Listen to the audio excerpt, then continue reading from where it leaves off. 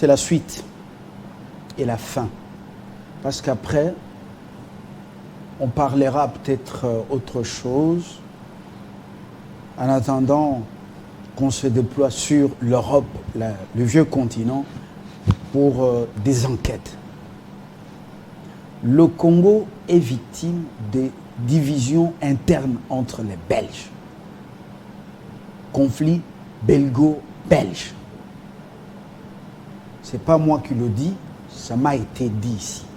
Vous avez suivi que les Wallons qui sont francophones étaient des chefs ici pendant la... comment on appelle? L'époque de la traite ou du génocide sous Léopold II, quand le pays a été cédé à la Belgique et les Flamands étaient des serviteurs de Boy. Ils se sont fait la fortune. Aujourd'hui, il y a plus de vie, plus de boulot, plus des banques, de sociétés d'affaires. Comment on appelle ça? Gand. En Flandre. En Flandre. Mais en Flandre, il y a aussi Gand, non? Gand. Oui. C'est Gand ou Gand? Gand. Gand, voilà. À Leuven et que sais-je encore. Ils soutiennent Paul Kagame, le dictateur. Ils ne veulent pas que les Wallons puissent réussir au Congo parce qu'ils disent que les Wallons soutiennent toujours le régime de Kinshasa. Et quand, en les soutenant, la bouffée d'oxygène financière peut remonter la Wallonie et puis ils vont se voir en concurrence, c'est pas bon. Et vous savez que ce sont ceux qui ont toujours prôné qu'ils soient séparés. Parce qu'ils ont un peu plus de moyens qu'ils ont eu ici. Alors, il a été proposé aux dirigeants congolais la relance de la CPGL pour que chaque pays des Grands Lacs garde ses frontières héritées de la colonisation. Ça, c'est le premier plan. Le deuxième plan, qui est nuisible, la CPGL n'est pas relancée. Eh ben, il y a quoi? Kagame, sous-traité par les multinationales, va continuer à envahir le Congo, piller, ainsi de suite, et venir chercher les terres chez nous. Lui, Michel aussi, est très combattu avec les Flao, les anglophones là, les francophones, très combattus aussi en Belgique. Tout ça, oui, tu m'as raconté ça. Lui, il vit là-bas. Il est dans les médias là-bas. Je connaissais certaines choses, mais il m'a ouvert les yeux sur certaines choses. Le plan de démembrement du pays et les terres que Kagame cherche ici, ça ne date pas d'aujourd'hui. Peut-être ça surprend certains. Ça date. Oui, bonjour. Bonjour Fabien. C'est la suite et la fin. Oui, merci beaucoup. Vous avez bien résumé. Ah. Merci beaucoup. Là, je suis... Salut-moi et logo, non? Je suis aux anges aujourd'hui. Parce que, tout d'abord, merci beaucoup de m'avoir reçu. Et logo silicaté. Là, au silicaté, d'abord, on a remercié de m'avoir reçu ici plusieurs fois sans payer un franc. Cela montre que... Il faut que ça oui, quand il s'agit de la nation comme ça. De la Sauf nation. L'information, vous savez que la communication est payante, mais l'information n'est pas payante. Mais ici, au Congo, l'information est devenue une marchandise commerciale. On y va. Un peu partout. Mais ici, j'ai trouvé l'exception. Il faut mentionner ça et présenter vraiment les félicitations. Vous tenez beaucoup à notre pays. Kolondako, Bissoza, Bambolombolo, Kassamba. Oui, à Jean-Marie Kassamba. Non? Vous avez bien résumé les problèmes. Nous avons une équation à 3 inconnus à résoudre. Et aujourd'hui, je crois que je serai calme. Nous essaierons de résoudre cette équation à 3 inconnus. La première inconnue, c'est-à-dire le M23 sur le plan international, est considéré comme des Congolais. Première inconnue. Deuxième inconnue, Kagame, armes. Les soutiens donc les prédateurs ont fait croire ça à l'opinion internationale que ce sont deuxième inconnu, c'est ça la deuxième inconnue. C'est une précision que j'apporte. Oui, cette précision est contenue dans la deuxième inconnue. La deuxième inconnue, c'est-à-dire les M23 qui sont considérés comme des Congolais, sont armés par les Rwandais, les multinationales, et les Rwandais envoient les militaires rwandais qui n'ont pas la nationalité congolaise. Curieusement, ces dernières se considèrent comme des Congolais des pères et des mères. Les Rwandais viennent gonfler les rangs des M23. Maintenant, la troisième inconnue, c'est sur le plan international où on considère ces conflits comme un conflit congolo-congolais. Donc, les Rwandais, les M23, appuyés par les Rwandais, se considèrent comme des Congolais qui sont discriminés par les autres ethnies de la République démocratique du Congo. Un gros mensonge. Un gros mensonge dans l'ADN. Oui, maintenant ce sont les trois inconnus qu'il faut maintenant apporter la solution pour démontrer que les M23, ce ne sont pas des Congolais qui se révoltent contre les autres Congolais, ce sont des Rwandais qui nous agressent. Voilà les petits résumés. Et cela, j'avais remarqué ça, c'était en novembre 2018 à Genève et j'étais la seule personne qui a tonné, comme d'habitude. Parfois, j'ai dit, je serai calme. Et surtout, Makila Forestier, c'était terrible.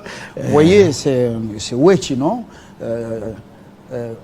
Ce n'était pas facile. Justine Kassavubu, et qui encore? Qui animait la conférence? C'est Justine Kassavubu qui animait la conférence après Genève. Et moi, j'étais... C'était après Genève? Après Genève. Le Wenge de Genève, là, quand il fallait désigner un candidat président de la République. Quand on désignait un candidat président de la République de l'opposition, dans la salle, j'avais dit à ces messieurs-là que ce que vous faites là, vous nous poussez à la balkanisation.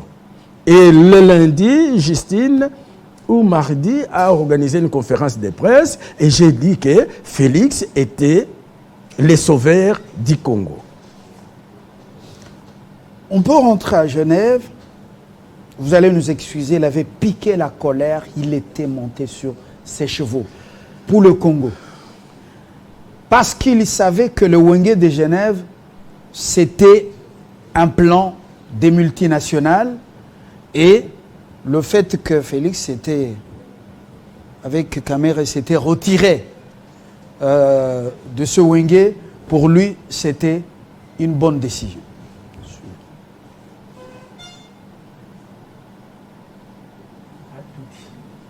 Je préfère rencontrer madame en aparté et je vais mettre les images à la disposition du peuple congolais. Les Rwandais n'auront pas notre pays. J'ai été à Genève, j'ai dit devant les 7 qui étaient là, avec ces petits blancs, que vous nous poussez à la balkanisation et à la guerre. C'est la raison pour laquelle, le lendemain, Félix a renoncé et Kamere. Félix a sauvé le Congo. Je l'ai dit, je suis libre. Je suis libre et je le dirai devant n'importe qui. C'est le Congo qui parle ici. Laisse-moi. Les Rwandais demandent les terres congolaises. Laisse-moi, tu ne peux pas me couper. C'est que madame a dit, tu n'as pas compris, toi. Doucement. Pour le Congo, j'accepte n'importe quoi. C'est ce ton ici que j'ai utilisé hier. Et je termine là. Et je pars. Non, restez, s'il vous plaît. Ils n'auront pas les Congo, même pas 1 centimètre. Je l'ai dit devant ces petits blancs. Dans une heure. Alors, Monsieur Wechi, que ça soit la dernière fois à ce qui concerne les Congo. Monsieur Wechi. Moi, je suis un rebelle. Monsieur Wechi. Qu'est-ce que c'est? On me prend toujours. J'ai Madame a raison. Les Rwandais ont dit la vérité. Les Rwandais réclament les terres congolaises. Et Kagame dit ceci. Les Hutus ne peuvent plus rentrer au Rwanda parce que le Congo a pris les terres rwandaises. Les Hutus doivent rester au Congo et leur donner la nationalité. Voilà le problème de fond que toi tu ne connais pas. Monsieur Wedge. Je suis monté, je pars, je laisse ma caméra, je vais voir un peu. Non, restez, s'il vous plaît. C'est ce que j'ai dit devant ces sept-là. Celui qui a sauvé le Congo, vous comprendrez toujours l'UDPS. Etienne Tshisekedi, Wamulumba, le visionnaire. Alors, pourquoi quand vous parlez, vous êtes toujours... vous avez tendance à vous énerver? Pourquoi? À m'imposer. Parce que j'ai toujours été considéré comme un collabo. J'ai toujours été considéré comme Kagame me paye de l'argent pour travailler pour les Rwandais, alors que je travaille pour la République démocratique du Congo. Et avant même d'entrer dans la salle, les membres de l'UDPS m'ont empêché d'entrer dans la salle. Bagar et Bima, donc, on ne m'écoute pas. Alors, avant de... C'est pourquoi... Donc, ce plan à Genève, Wenge et Kotelimaï, Tshisekedi Kamere se retire. Et vous dites que Tshisekedi a sauvé le Congo. On les voit, ils sont tous dans la salle. Tshisekedi Mouniéré. Qu'est-ce que vous étiez en train de craindre dans ce Wenge de Genève, alors qu'on désignait un candidat unique de l'opposition? Parce qu'il y avait un plan d'implosion. Un plan d'implosion que moi, je connaissais depuis des années, depuis 2008. On a abandonné la balkanisation de la République démocratique du Congo. On a travaillé sur l'implosion. C'est-à-dire nous-mêmes Congolais, et chaque ethnie proclame des républiques à l'intérieur du Congo. La balkanisation, ça venait du Rwanda, et l'implosion, nous-mêmes Congolais. Donc cette affaire de « oh non, nous sommes marginalisés, voilà ceci », donc on veut aller à un autre Wenge, l'autodétermination, avec le mensonge qu'on a relayé à New York dernièrement, dans une conférence là à New York, pour dire... Pas l'autodétermination, oui. C'est-à-dire l'implosion. À l'interne. À l'interne. Nous, les ressortissants, par exemple, du Grand Katanga, nous proclamons notre indépendance. Et là, ce sont des Congolais, des pères et des mères. On va voir les images, et j'avais prévu aussi 2 minutes pour ces images. Donc, c'est l'implosion. Il était question qu'on boycotte la machine à voter. Tout était misé sur la machine à voter et l'UDPS. On a appelé machine à voler, à tricher. Machine à tricher. Il fallait que l'UDPS donne les mots d'ordre à ses militants pour boycotter cette machine à voter ou machine à tricher. Et lorsque l'UDPS a dit, avec ou sans la machine, nous irons aux élections, l'UDPS a déjoué ses plans. Et là, l'UDPS a sauvé le Congo en 2018. Nous prenons un extrait que vous avez prévu. Oui, j'ai prévu un extrait. Avant d'arriver à Colette Brackman. Avant Colette Brackman, c'est 1 minute, c'est-à-dire, il y a déjà des notables katangais qui demandent l'indépendance du Katanga, c'était en 2006, et ils ont déjà demandé l'autodétermination à l'ONU. Et il y a aussi nos frères du Congo central qui demandent l'indépendance. Ils ont déposé déjà les mémos. C'est en quelle année là? J'ai 2018 et 2014. Mais alors, nous parlons de ce qui s'est passé dans le passé, mais vous le dites comme si c'est actuel. Parce que c'est actuel, moi je le savais. On contextualise. On doit préciser que c'était... nous sommes dans les archives, monsieur. Pour activer ça, oui. Christian Mwando vient de dire, et le pasteur Ngoï Mulunda, les ciseaux, il dit, si on adopte la loi Tchani des pères et des mères, nous les Katangais, nous allons couper les Katanga. Ça ne date pas d'aujourd'hui. Mwando a déjà, comment on appelle, recadré ses détracteurs en revenant sur ses propos. Je crois qu'on ne peut pas lui coller des histoires quand même. Voilà, c'est Ngoï Mulunda a fait la prison. C'est une parenthèse. Non, c'est une parenthèse. Ngoï Mulunda, il purge la peine. Il faut laisser le pasteur continuer à purger. Non, Ngoï Mulunda a fait la prison. Les ciseaux, ça ne date pas d'aujourd'hui. Le dossier est au Conseil de sécurité. Il s'agit maintenant de chercher des intellectuels congolais pour qu'on arrive à l'implosion. Le plan pour le moment, c'est l'implosion. Et moi, Ouechi, j'ai dit non à l'implosion. Donc il faut abandonner la proposition de Tchani. Non, je vais donner mon point de vue. Non, je dis, il faut abandonner. Si vous constatez que quelque chose divise on va d'abord, les Congolais, eh ben, mieux vaut d'abord surseoir, poser, et puis, sachant que la menace contre l'unité du pays est imminente, alors, on dit le juste voit le mal de loin, mais il se cache. C'est pas ça? C'est ça, Fabien. Vous avez raison, fonction régalienne, mais on peut surseoir l'affaire. Alors, on suit d'abord les 2 minutes. Oui, voilà. 2 minutes. Ce sont vos archives. Hein? J'assume. Vous savez, les notables katangais, c'est un mouvement de masse qui se fonde ou qui a pour objectif l'indépendance du Katanga. Alors les Katangais décident aujourd'hui de s'unir dans un mouvement de masse appelé les notables Katangais, de toutes tendances confondues. Alors ça date de quelle année? 2006. Mais c'est vieux. Ce n'est pas vieux, maintenant ça sera actualisé.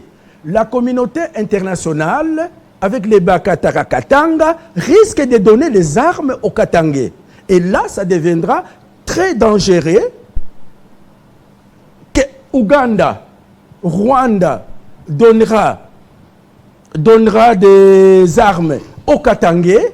Et lorsqu'on applique la loi Tchani, on risque d'avoir les Katangais derrière les Bakatara Katanga. Et là, ça sera difficile. Et après, on risque aussi de donner les armes à nos frères du Congo central. Vous voyez les drapeaux, ils sont là, même une minute. Ça, c'est en quelle année? 2014. Devant l'Union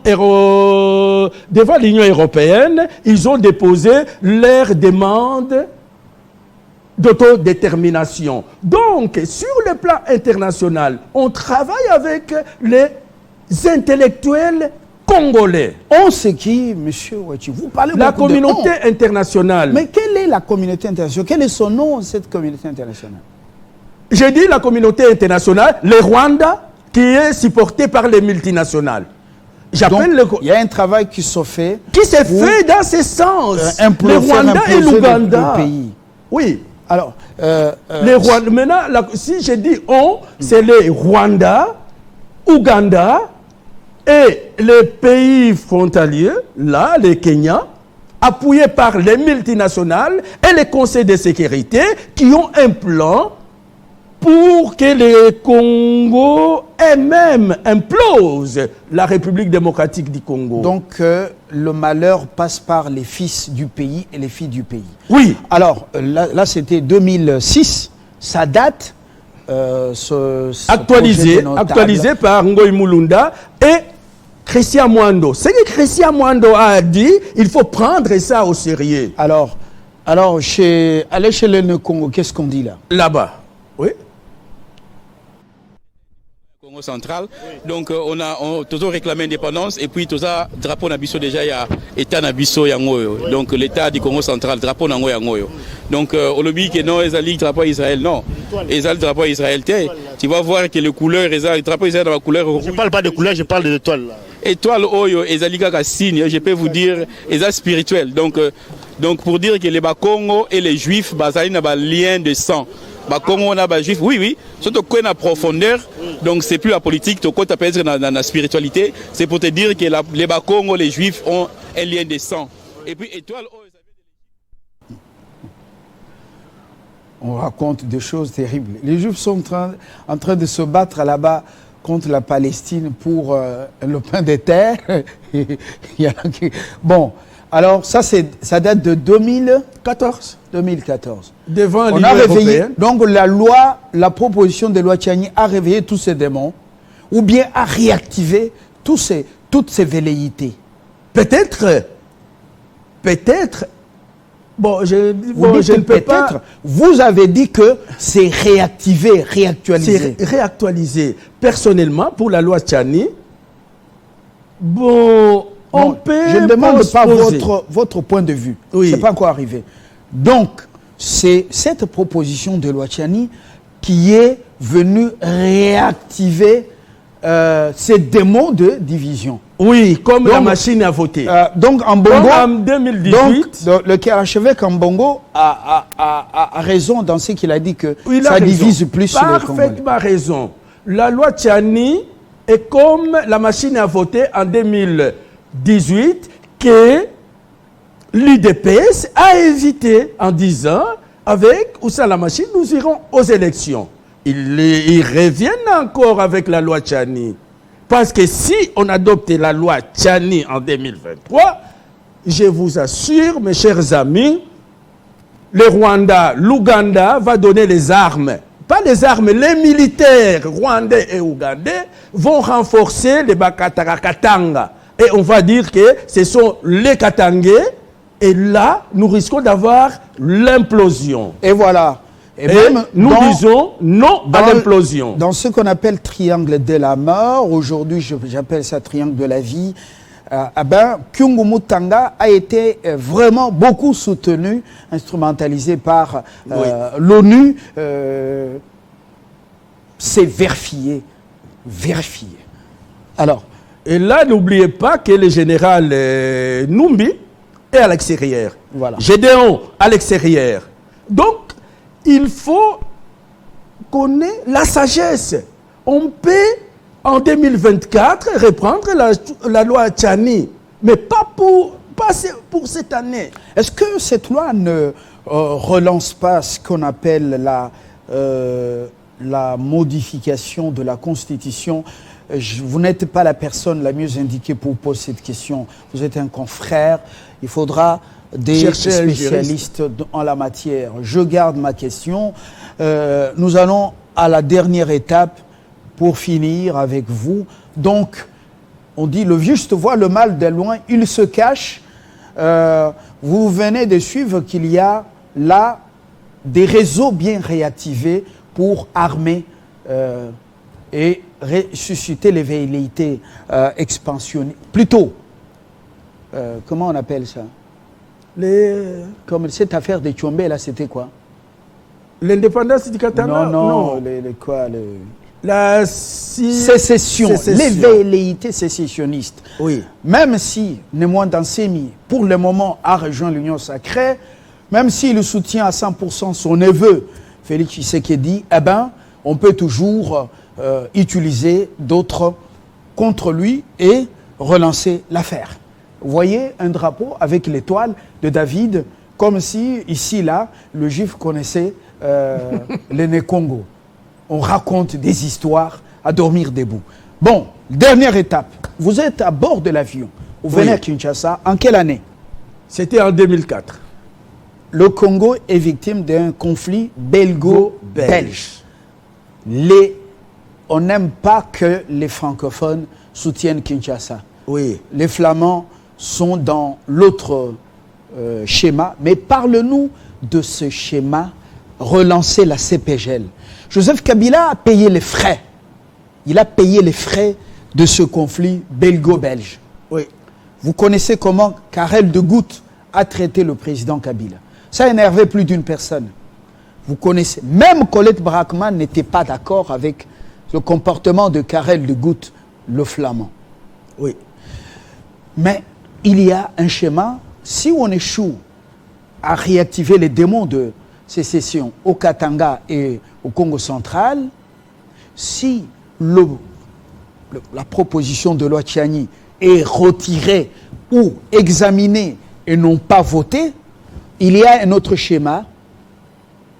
C'est l'autodétermination. L'autodétermination de Banyamulenge. Mais il y a cette affaire de la relance de la CPGL. Parle-nous-en avant d'arriver, de rejoindre votre appareil volant.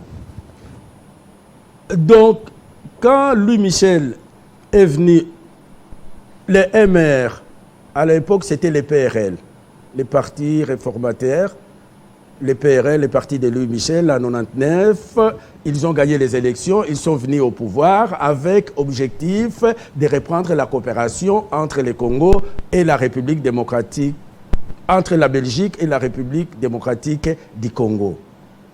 Et Kabila est venu aussi au pouvoir, qu'il a demandé à ce que la Belgique soit l'avocat du Congo auprès des instances internationales. Vous parlez de quel Kabila, père ou fils? Kabila fils. Voilà. Kabila fils. Parce que c'était en 1999, Kabila père est mort en 2001 et Kabila fils est venu au pouvoir. Et tout allait très bien.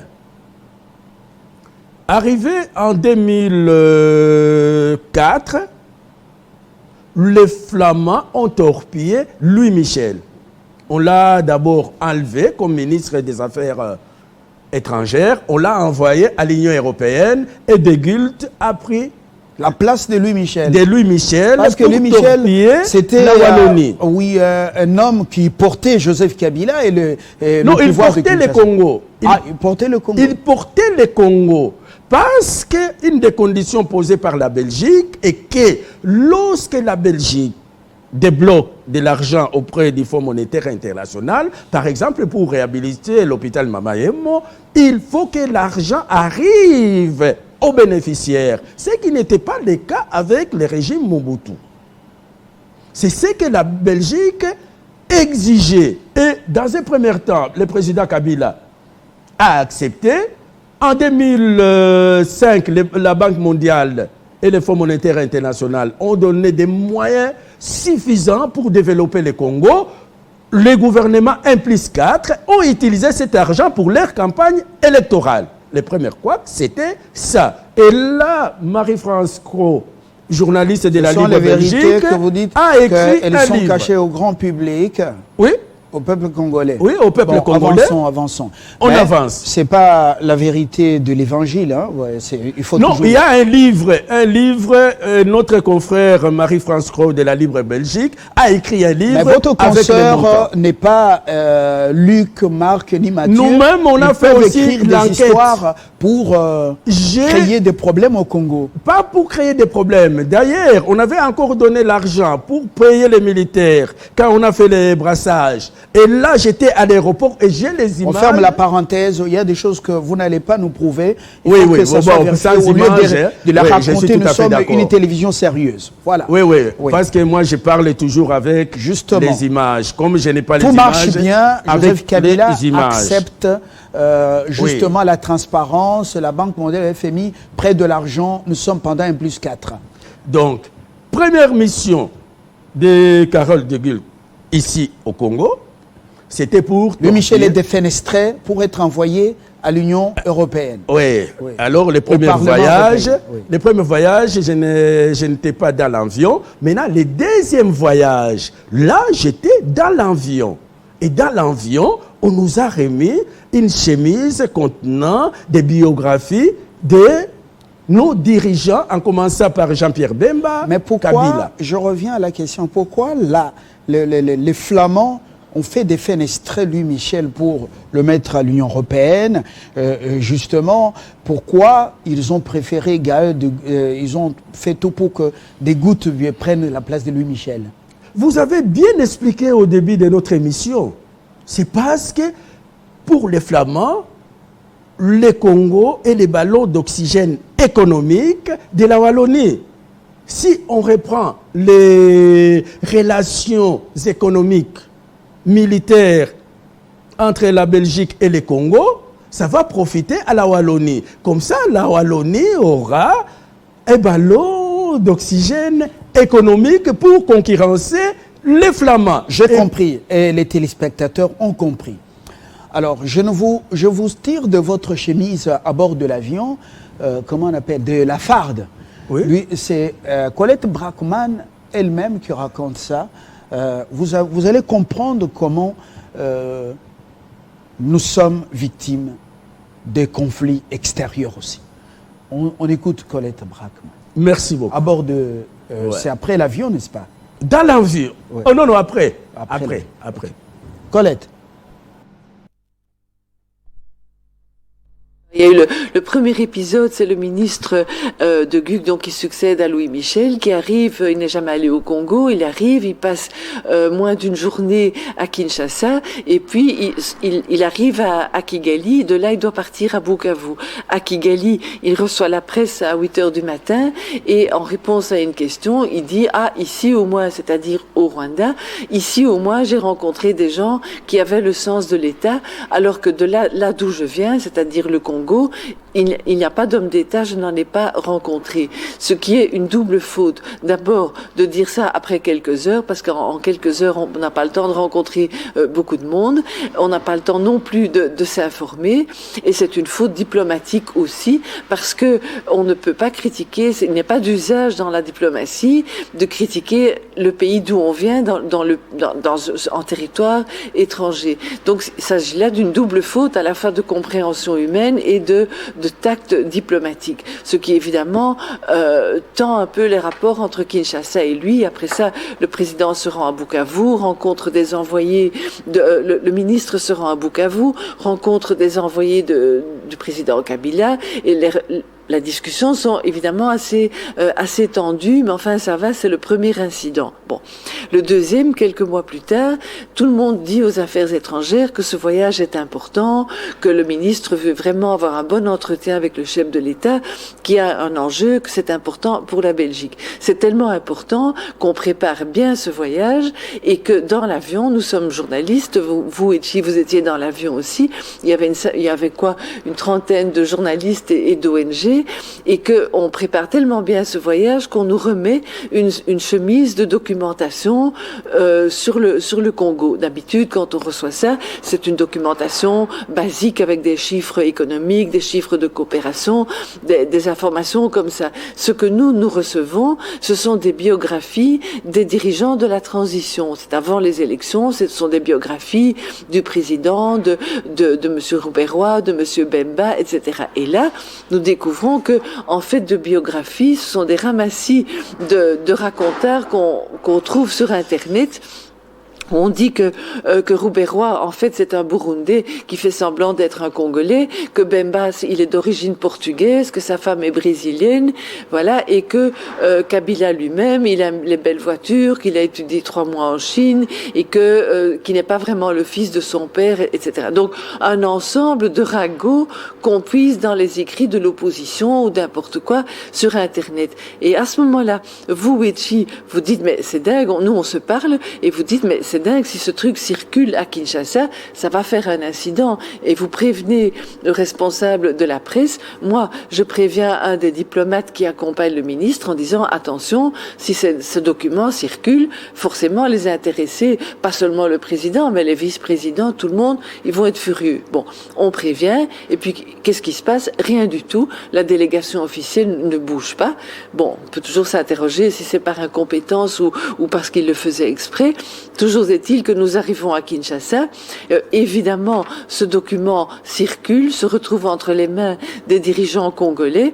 Ce n'est ni vous ni moi qui l'avons diffusé. Moi, je rentre à l'hôtel et bien sûr, on apprend qu'il y a un incident et que le président, les responsables sont furieux, que personne ne veut parler au ministre qui diffuse de tels racontars. Et à ce moment-là, moi, je suis journaliste, donc le soir même, j'ai envoyé un article à mon journal qui fait état de cette maladresse, de cette gaffe et de l'incident qui commence et qui va se confirmer. Et voilà, la suite est connue. Les gouttes, un jour, il était arrivé chez le président Kabila, il a dit ouais, j'ai un agenda et ceci. Mais par après, il a eu une douche froide de la part du président Joseph Kabila. Vous connaissez la suite? Oui. Ouais. Il n'a pas été reçu. Et depuis là, le ciel était lourd, on peut dire nuageux, entre Bruxelles et Kinshasa. Kinshasa s'était tourné vers la Chine, avec les contrats qui ont amené les Chinois. Vous avez vu assez de chantiers sur le territoire national. Et de l'autre côté, c'était des donneurs des leçons des droits de l'homme, ainsi de suite. Induit en erreur par qui? Par les Flamands. Oui. Et le document venait de l'opposition, donc du camp des Flamands. Non, vous confirmez? De la sécurité belge. L'équivalent de l'ANER belge. Oui, mais c'était instrumentalisé par les Flamands, non? Oui. Oui. Oui. Qui voulaient fragiliser les Wallons. Torpiller les plans de relance de la CPGL. C'était l'objectif. Et à partir de là, le plan que Louis Michel avait initié, il n'est plus aux affaires, il est à l'Union européenne. On ne peut plus relancer la CPGL. Et le président Kabila est parti vers les Chinois. Et là, on a donné raison à Paul Kagame. Et Paul Kagame dit, moi j'avais accepté qu'on relance la CPGL, qui est circulation des biens et des personnes, et que chaque pays garde ses frontières. Vous voyez, ils s'embrouillent avec les Belges, ils vont chez les Chinois. Et pourquoi, en son temps, l'ancien président Joseph Kabila n'a pas relancé la CPGL? Il fallait relancer la CPGL avec la Belgique. Et la CPGL était sous tutelle de Carole de Gucht. C'est lui qui a torpillé. Et Carole de Gucht, comme les Flamands sont derrière les Américains sont derrière les Rwandais, donc le plan a échoué. Et là, ça donne maintenant raison à Paul Kagame pour dire à Kinshasa, même dans les discours qu'il a dit, la faute, ce n'est pas à moi. Ce sont les dirigeants congolais qui sont incapables. Il a parlé en parabole, qui sont incapables d'exécuter le plan de relance de la CPGL. La CPGL, son avantage, c'est garder, chaque pays garde ses frontières. Hérité de la colonisation. On fait les affaires, les gens circulent, mais les Rwandais, les Ougandais, les Burundais peuvent acheter autant de concessions, de parcelles et faire les affaires au Congo parce qu'il y a tout ici, vous le savez. Non, il y a encore un autre point. Non. Il y a un autre point que je n'ai pas soulevé ici. Il était question qu'on construise 3 camps militaires comme le camp Kitona au Nord Kivu. Un camp militaire que les Belges devraient construire au Sud Kivu, réhabiliter Rumangabo et un autre camp militaire à Ituri. De telle sorte que s'il y a circulation de biens et de personnes, qu'il y ait des mauvaises idées de dire que vous avez nos terres, nous intervenons directement et voire même entrer au Rwanda. Et tout ça, on a c'était le plan de la Belgique francophone. Très attaché à l'unité du Congo. Très attaché. Et jusqu'à présent, même les jours... Les Flamands, eux, donc, il y a aussi des Flamands qui sont pour le Congo, par exemple, Herman Deko, le père de l'actuel Premier ministre. Et dernièrement, quand il était venu ici, il avait dit ça. Il avait dit ça. La Belgique est là pour vous aider. Et voilà. Bon. L'État, c'est l'État. L'État. On a fini. On a fini. Un mot. Donc, nous devons réactualiser nos archives. Nous demandons au président de la République, j'ai une équipe de 10 personnes, qu'on nous donne les billets, qu'on aille à Belgique pour aller faire les reportages. Et je commence les démarches. Je vais déposer une lettre chez Eric Nindou, qui va déposer chez les directeurs des cabinets. Et le président de la République, 3 médias, Télé 50, Canal Kin, CMBDJ, président Edengai. N'a réactualisé le travail Nangai, on a tikaki pendant 10 ans. Non à l'implosion, on a Genève, biso toza kuna. Naza na besoin, naza candidat. Ceux qui n'ont posé candidature comme député, bande konanga ils vont voter ngaïté. Je travaille pour le Congo. Et ceux qui le président a nommé un ministre, Naboy déjà peut qu'on nomme ngaïté, na sengi yo kaka iloko moko, bo pesa biso ba billet avec mon frère Fabien et son caméraman et les autres. Nous allons en Belgique voir le premier ministre, voir le FLAO et nous viendrons avec actualité 10 moments. Voilà dernièrement Nangai. Alors, en l'absence de la CPGL, il y a le danger, c'est que Kagame, dans les désordres, il est pêcheur en eau trouble et c'est le pillage, les massacres, les infiltrations jusqu'à la réclamation des terres sur le sol congolais. Et qu'aussi Mbate. Agozwa angote. Okokota mabele, Congo Agozwa angopete, agozwa angopete. Voilà. Même ceux qui sont dans les Wenge en Belgique, boko longwa mabele oyo, bokei, nalo latena, lifelo, Congo est égalé intact. Oui, merci. Merci Fabien. Merci à toute l'équipe dirigée par Toumba Jocelyn, monde à la régisson, derrière les caméras exaucées, la seule femme caméra humaine avec nous ici, Dadi Maccabi. Et voilà, donc merci. Merci Fabien. À tous. Au revoir. Bonne journée.